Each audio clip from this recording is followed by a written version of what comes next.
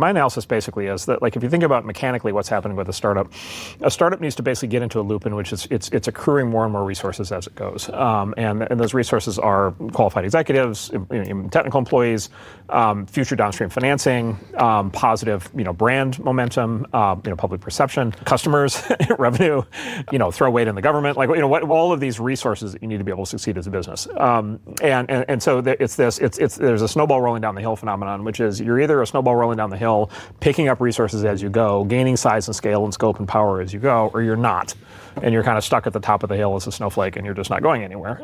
And so the question is kind of how do you get into this kind of aggregation of resources thing? Economists call this, what's the term for the things that are at the height of the power? Preferential attachment. Yeah. What is it? A sort of mating of companies. It's the Matthew principle. It's a Matthew principle from the Bible, which is, he who has a lot will get more and he doesn't. And so when a company gets momentum, you hear about momentum. When a company gets momentum, what it means is the next resource that you need is preferentially willing to attach to your thing as opposed to somebody else. That's the mechanical process that drives the power law curve. That creates a chicken and egg question, Correct. Which is, does the product create the company, or does the company gather enough resources to create a product?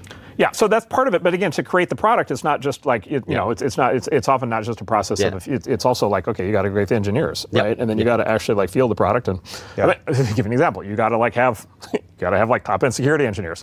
There are only so many top end security engineers. Where do they want to work? They want to work at the top companies. If you're a brand new startup, how do you convince them that you're going to be a top company? You raise money from a top tier VC. Yeah. So that happens over and over again. The prosaic way that I put it is, my experience as a founder is a top tier VC is a bridge loan of credibility at a point in time when the startup maybe deserves it but just doesn't have it yet. And that credibility is harvested in the form of primarily personnel, money, and brand. And those three things turn out to be really important in the beginning.